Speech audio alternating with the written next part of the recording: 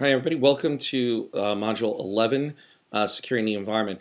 In this chapter, what we're going to do is we're going to introduce the concepts around how we secure our data center, how we secure our data, some of the terminology that goes into that. We'll talk about the complexities and the specific skill sets that are required. Ultimately, what CIOs have to do is they not only have to make sure that the environment itself is secure from outside threats, but also they have to secure them from inside threats.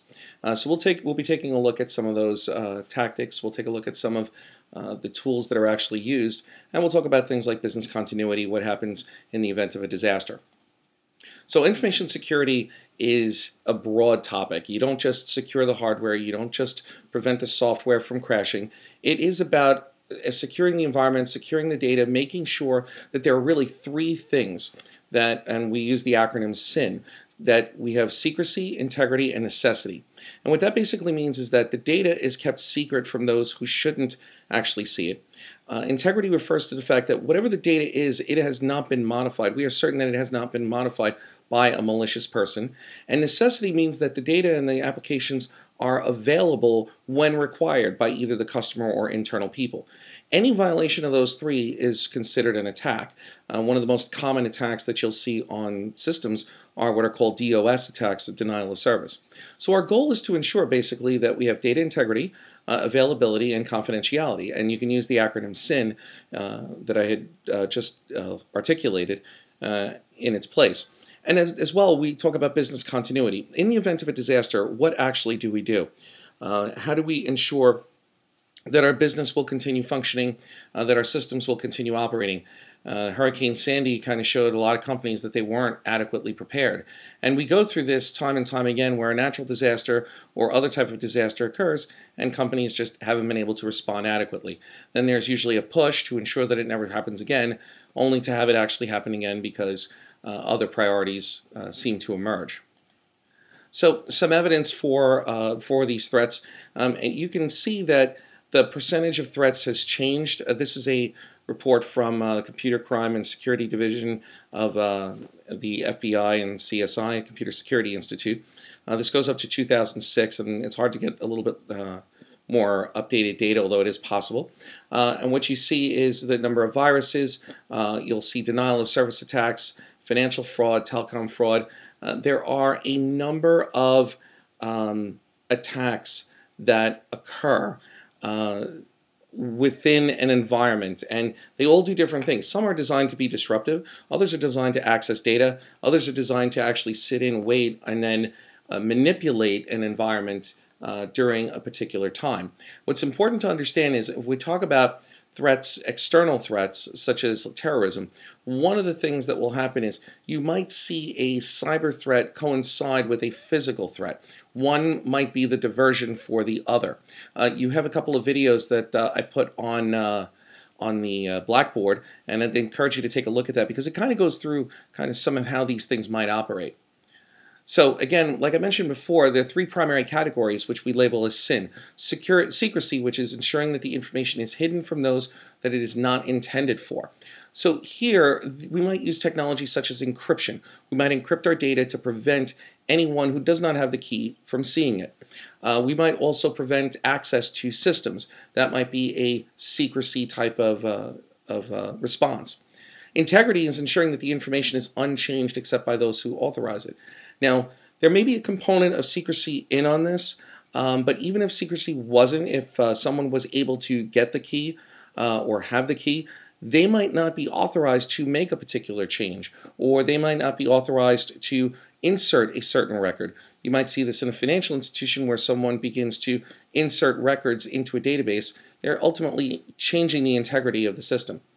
And necessity, ensuring that the information and systems are available when legitimate access is requested. As I mentioned, one of the most common types of attacks is a denial of service attack. The denial of service attack is where a malicious attacker tries to coordinate a massive number of requests, say to a website, and the website has to handle all those requests. And they may be spawned over many, many machines through a virus or a Trojan horse. So what would end up happening is that all those requests are being handled such that the system begins to slow down and ultimately crash, thereby preventing other people from accessing the site, even though they should have had legitimate access to it. So possible criminal acts from an insider in the company is because this is the biggest threat is internal people. As you see at the bottom, 70% of all successful attacks are from internal sources. You have database administrators who have full access keys to the kingdom, and they basically can make a copy of the database and sell it. A computer staff illegally accesses employees' emails to steal information that could be used for malicious intent. Think of an internal IT person who's monitoring or installs a piece of software called keystroke logging on your computer at work, and what that program does is it begins to actually track the keystrokes, so that when you go to Citibank or you go to your banking institution, they are able to gain your ID and password and ultimately affect your bank account. An employee who's angry about the low bonus that they receive may delete an entire set of sensitive data, and they may have corrupted the backup as well, preventing the company from actually performing its basic operations. A new system administrator who's not happy with his life decides to change the code of legacy systems, creating bad data. They could basically affect the change of the application itself. A marketing salesperson can steal sensitive data and sell it to a competitor or bring it with them to a competitor. That may be another issue.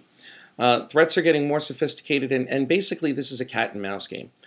People who try to game the system or gain access eventually do, and when they do, there are countermeasures. Those countermeasures are put in place only to begin the cycle once again. So the scope of security management includes personnel security. Do we have the right people in place? Are they trustworthy? Is there a policy in place? Do we monitor what they're doing? Application security would basically mean we secure the application in such a way that people from the outside or people who are requesting information from the application cannot break it. Occasionally we hear of a website that may have had a SQL injection or may have had malicious code inserted because they're able to affect that through the URL through a bad application design. Operating system security, anybody who owns Microsoft Windows knows about all the patch releases. There's security updates that are required almost on a daily basis or at least a weekly basis. Those are basically threats at an operating system level and usually are network related. For example, port holes that are in Windows, or even application holes for people downloading viruses or Trojan horses that exploit certain problems within, say, Windows or another operating system. Network security would be attacking things directly through the network, through the ports, through port management, the routers, switches, or any of the other devices. Middleware and web services security. Again, we've been talking about web services. Sometimes we can request information, but again, web services are really a front end for applications. So this is kind of an extension off of application security. Facility security, ensuring that those who are required to have access to, say, the data center or even a building are only those who will have access, that no one else who shouldn't be in there is actually in there. And we do this through the ID cards, through other types of credentialing, even security guards. And egress security should be enforced. We want to make sure that people cannot just walk out with something that they shouldn't walk out. But there are building codes and fire hazards that are, of course, need to be followed.